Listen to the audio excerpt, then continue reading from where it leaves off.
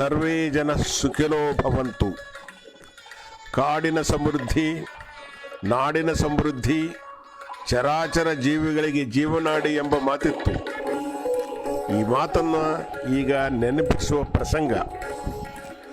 Corona ಆರ್ಭಟದಲ್ಲಿ ಎಲ್ಲಿ ನೋಡಿದರೂ ಚಿತ್ಕಾರ, ಮೌನ ರೋದನೆ, ಹರಿದ ಕಣ್ಣೀರಿನ ಕೋಡಿ, ಆಕ್ಸಿಜನ್ ಸಿಲಿಂಡರ್ಗಳ ಕೊರತೆ ಅಪಾರವಾಗಿದ್ದರೂ ಪರಿಹಾರವಾಗಿದೆ, ಪರಿಸರದಿಂದಲೂ ಪಡೆಯಬಹುದಾಗಿದೆ.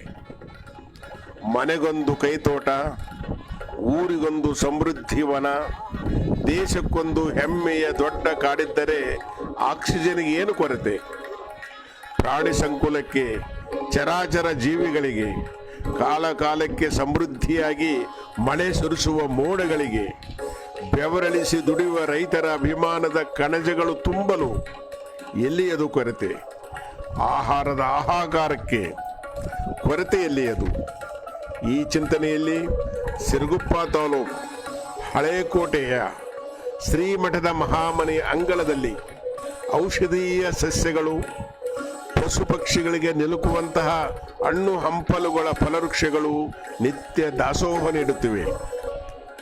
ಮನೆಯ ಮುಂದೆ, ಊರ ಮುಂದೆ, ಹೊಲಗಳಲ್ಲಿ, ಖಾಲಿ ಇರುವ ಜಾಗದಲ್ಲಿ ಸಸ್ಯ ಕಾಸಿಯನ್ನು, ಫಲಭರಿತವಾದ ವೃಕ್ಷಗಳನ್ನು ಬೆಳೆಸಿ ಜೀವ ಸಂಕುಲಗಳನ್ನು ಉಳಿಸಿ ಮಾನವನಿಗೆ ಜೀವಜಲ, ಆಕ್ಸಿಜನ್, ಸರ್ವರೋಗಗಳಿಗೆ ಆಯುರ್ವೇದಿಕ್ ಔಷಧೀಯ ಸಸ್ಯಗಳನ್ನು ಬೆಳೆಸೋಣ, ವಿಶ್ವಶಾಂತಿ ಬಯಸೋಣ.